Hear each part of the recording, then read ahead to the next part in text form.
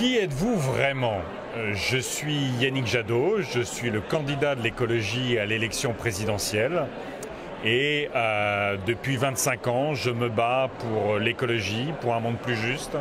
Après avoir vécu en Afrique, en Asie, après avoir dirigé les campagnes de Greenpeace, participé à la création du mouvement altermondialiste, j'ai fondé avec d'autres Europe Écologie et je suis depuis 2009 député européen.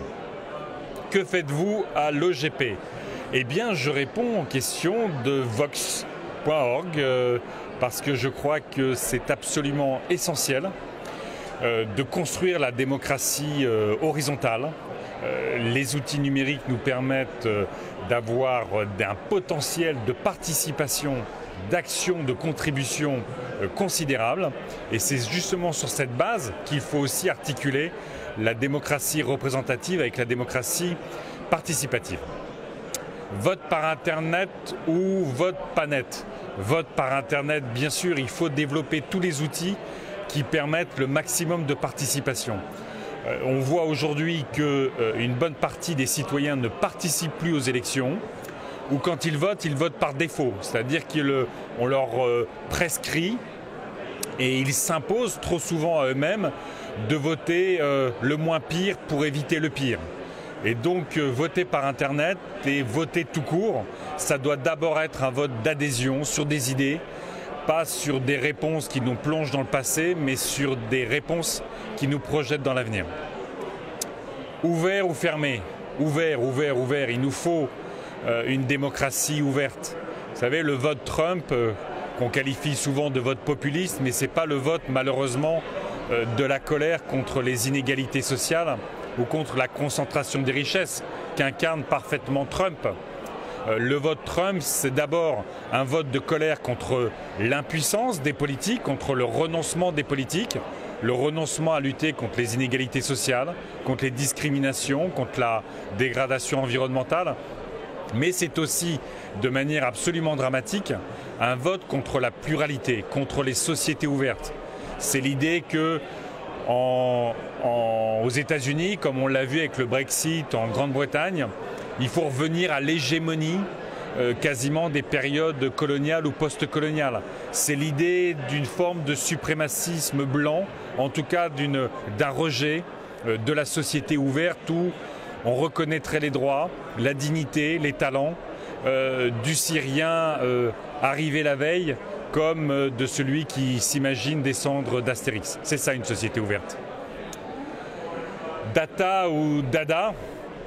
Ben oui, on est dans un monde de data et il faut à la fois offrir sur cette question de data un maximum d'opportunités, mais en même temps, attention.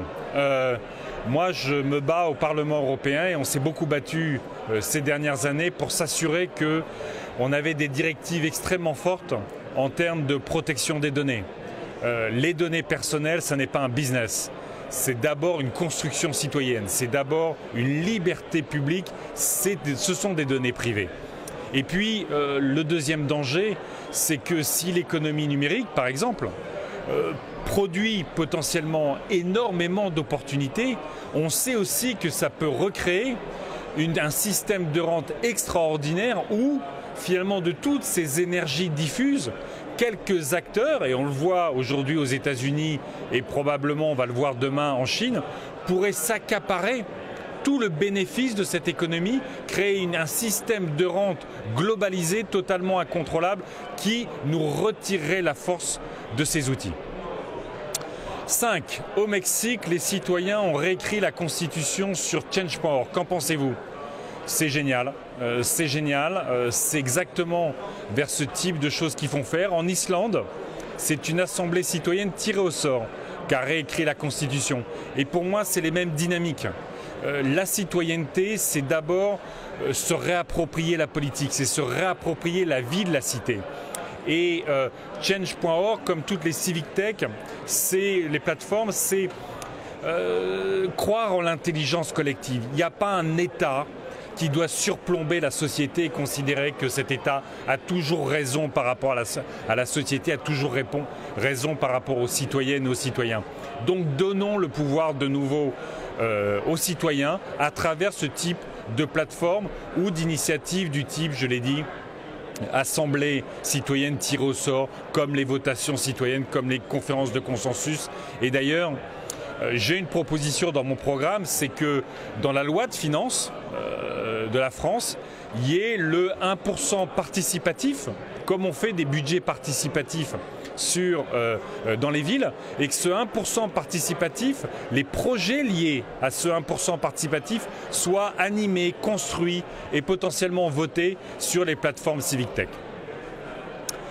Doit-on reconnaître le vote blanc? Oui, c'est déjà quelque chose d'ailleurs que nous faisons chez les écologistes. Beaucoup de gens aujourd'hui ne vont plus voter, pas parce qu'ils se désintéressent de la politique, mais parce qu'ils attendent que la politique réponde à leurs besoins. Alors c'est ce que j'essaye de faire, mais le vote blanc est un acte citoyen, c'est un acte militant pour dire basta la politique qui m'a abandonné, basta la politique de communication, je veux des idées, je veux des réponses à mes problèmes comme des solutions à mes aspirations. La politique en 3 adjectifs. Fondamentale, transparente, inclusive. J'explique pas, c'est suffisamment clair comme ça. La politique est chaos, faut-il la réenchanter? Bien sûr. La politique, c'est la vie de la cité. Quand on parle de dérèglement climatique, quand on parle d'épuisement des ressources naturelles, quand on parle d'extinction des espèces, 50% des vertébrés ont disparu ces dernières 40 années. Quand on parle d'explosion des maladies chroniques liées aux pollutions, quand on parle d'explosion des inégalités et de concentration des richesses, quand on parle des incroyables discriminations, quand on parle de l'affaissement de la démocratie, évidemment, la réponse, la politique qui est la mise en commun de notre intelligence au service de l'intérêt général, donc au service de chacune et de chacun et au service de tous, c'est le cœur de l'émancipation, c'est le cœur de la liberté, de la fraternité et de l'égalité. Merci, dites au revoir à tout le monde. Donc je dis au revoir à tout le monde. Une très bonne journée et à très bientôt.